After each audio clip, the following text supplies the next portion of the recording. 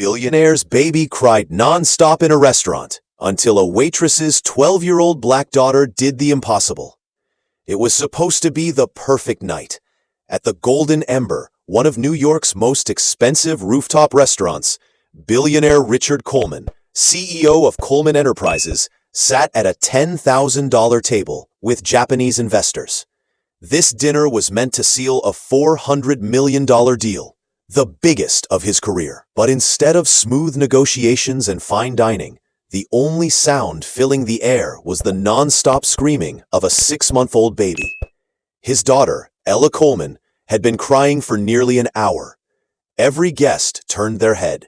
Forks paused mid-air. Irritation etched across their faces. "This child is ruining my dinner," Richard barked, bouncing Ella awkwardly in his arms. "Where's the manager? Someone fix this, now!" The maitre d' whispered nervously. "Sir, we've already called 3 emergency babysitters. None could calm her." The investors exchanged uncomfortable glances. The deal was slipping away. Just then, Maria Johnson, a 35-year-old waitress who had worked at the Golden Ember for years, stepped forward cautiously. "Mr. Coleman," she said softly, "maybe I could try?" Richard's cold laugh echoed across the restaurant.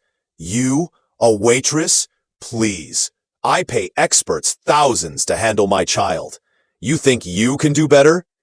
Humiliation burned Maria's cheeks, but she didn't back away. Because sitting at a quiet corner table was her 12-year-old daughter, Zoe Johnson, a girl who was no ordinary child. Zoe was a prodigy. Advanced math books and a second-hand laptop sat in front of her. But what most people didn't know, Zoe had a gift with babies. Still, Richard scoffed when Maria mentioned her. "You want me to hand my daughter to a child?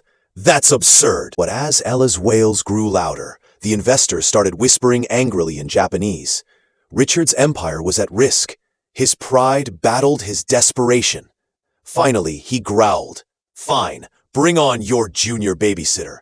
But if this doesn't work, both of you are out of here forever." The room held its breath as Zoe stood, calmly closing her calculus book. She approached, her eyes observing every detail. Richard's stiff grip, the noisy cutlery, the freezing air conditioning blasting down on the infant. "May I?" Zoe asked simply, extending her arms. Skeptical, Richard shoved the baby into her arms. "You have 5 minutes. After that, you're done." What happened next left the entire restaurant speechless. Zoe adjusted Ella into a more natural position, pressed gently on pressure points along her back, and began humming a soft tune her grandmother once sang. Within 30 seconds, the baby stopped crying. The restaurant fell silent.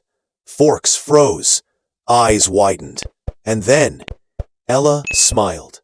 For the first time that night. "Impossible," Richard whispered, his jaw dropping. The investors erupted in applause, whispering with renewed excitement. The dinner was saved. But while the restaurant celebrated, Zoe's sharp gaze lingered on Richard. It wasn't just about calming a baby. She was studying him, dissecting him, like an equation she already knew how to solve. "Who are you?" Richard muttered, unsettled. "Just someone who pays attention," Zoe replied, handing Ella back. But inside, she knew this was only the beginning. The next day, Maria was called into the manager's office. "Maria, about last night," he said carefully. "Mr. Coleman called. He doesn't want Zoe in the restaurant again. He said it was unprofessional." Maria's jaw clenched. "Unprofessional? She saved his dinner." But the manager shook his head. "He's threatening to pull his events from here. That's $200,000 in annual revenue. I can't go against him."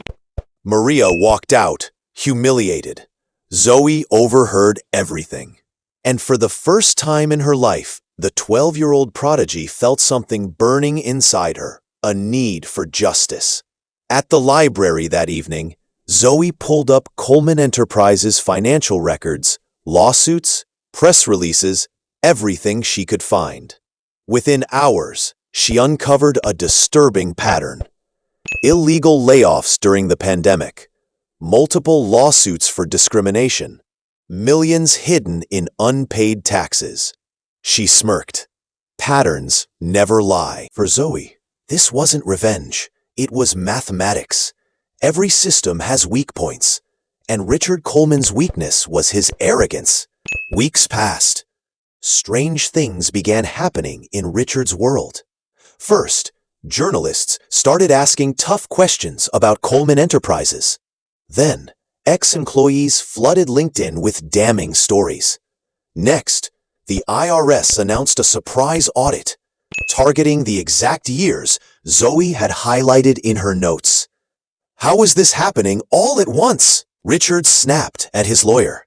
Behind the scenes, Zoe had quietly fed anonymous dossiers to the right people at the right time.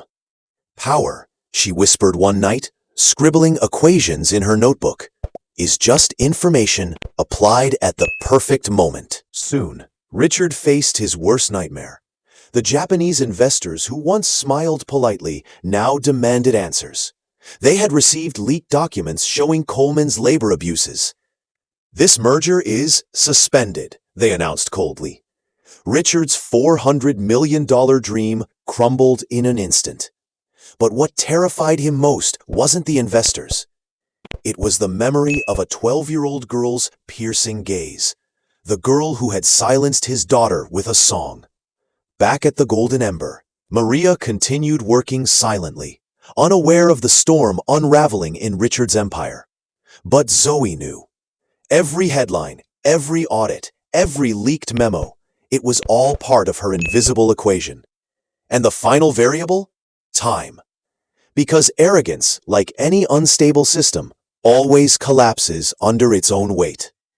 Never underestimate people because of their background, age, or skin color. True intelligence isn't about wealth or titles. It's about empathy, observation, and courage. Sometimes, the smallest voice